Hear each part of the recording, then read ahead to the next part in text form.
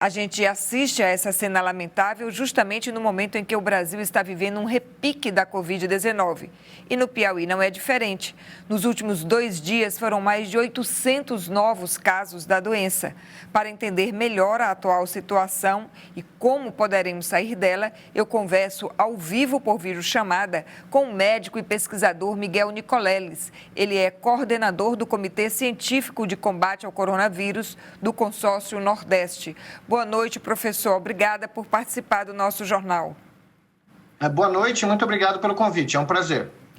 Professor, a gente está vendo um repique da doença, números que estão crescendo em todo o Brasil e aqui também no Piauí.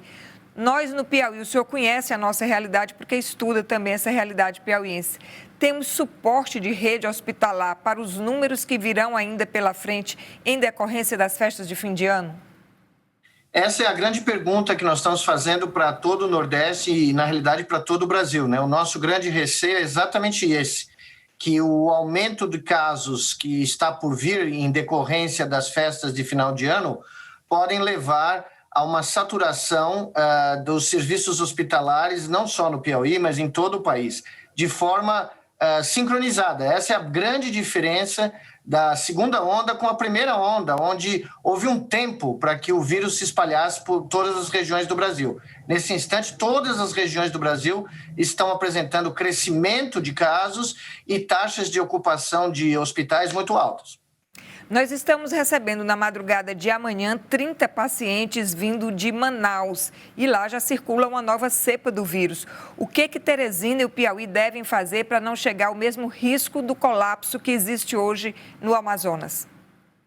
Bom, primeiro é importante que nós prestemos, e todos os estados brasileiros prestem ajuda aos nossos irmãos do Amazonas. Eu fico muito feliz que o Piauí está prestando esse auxílio, como a Paraíba também. Pacientes estão indo para João Pessoa também, vindos de Manaus. O que nós precisamos fazer é deter a transmissão do vírus no estado do Piauí e em Teresina também. E nós temos um estudo feito há poucos dias atrás, onde mais da metade dos municípios do Piauí tem uma chance moderada ou alta de transmissão do vírus. Então é preciso usar de todas as ferramentas que o Piauí usou muito bem na primeira onda para reduzir essa taxa de transmissão e evitar que o número de casos aumente e sature os hospitais do estado. Há uma previsão do comportamento do vírus aqui na próxima semana, que é quando a gente faz aquela conta a partir da data do Réveillon? Sim, eu tenho acompanhado várias cidades do Piauí, não só a capital, São Raimundo Nonato, que eu conheço pessoalmente, Parnaíba. E ontem, por exemplo, comecei a ficar bem preocupado com cidades do interior, como, por exemplo, Piripiri, onde eu vi um número de casos muito semelhante, quase 60 casos, a da primeira onda. Então, na realidade, nós estamos estudando essa dinâmica de casos do Piauí, dos outros estados do Nordeste, e vendo as curvas crescendo de todos os 9 estados da região. Apenas o estado do Maranhão tem curvas mais estáveis, os outros 8 têm curvas em fase de crescimento, e com exceção do Maranhão e do Piauí, os outros 7 estados têm curvas de óbitos em crescimento. Professor, qual o percentual da população precisa estar vacinado para que a gente tenha um mínimo de tranquilidade com relação a essa pandemia? Então, essa é uma pergunta muito difícil nesse momento, porque ela está sendo decidida, ela está sendo encontrada, essa porcentagem, à medida que populações estão sendo vacinadas em números grandes, como, por exemplo, no Reino Unido.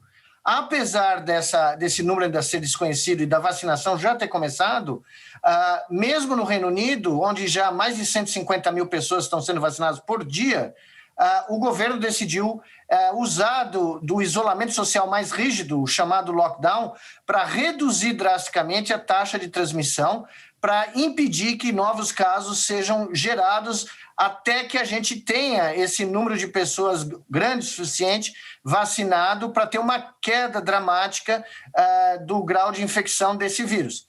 Então, para a senhora ver como todos esses itens estão conectados ao mesmo tempo. No próximo domingo, aqui no Piauí, exemplo do restante do Brasil, nós teremos os alunos realizando as provas do Enem. Esse evento também pode ter repercussão futura daqui a 2 semanas? Sem dúvida nenhuma. Nós estamos falando de mais de 5 milhões de estudantes que vão se congregar em espaços fechados, espalhados por todo o país. O estado do Amazonas tinha conseguido uma medida judicial para cancelar o Enem, haja visto o que está acontecendo em Manaus, uma situação de calamidade pública, mas, na realidade, o Enem deveria ter sido cancelado em todo o país, porque ele vai ser um evento, certamente, que vai gerar um aumento de casos, como foram as campanhas políticas, né, durante as eleições, que agora nós estamos vendo claramente a correlação em termos de número de casos e óbitos que aumentaram dramaticamente depois daquele período. E, infelizmente, professor, já se fala aqui no Piauí em algumas festas pré-carnavalescas, embora o governo do estado e o da prefeitura também tenham suspendido o carnaval oficial. Aí é mais problema para frente, né?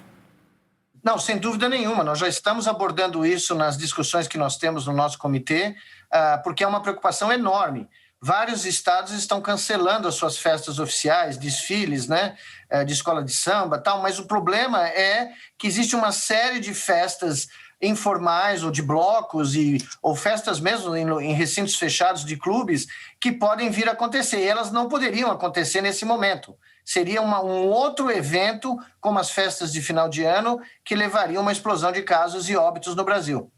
Muito obrigada ao professor Miguel Nicoleles, que é referência e é o coordenador científico do combate ao coronavírus do Consórcio Nordeste. Obrigada pela sua participação, professor, conosco.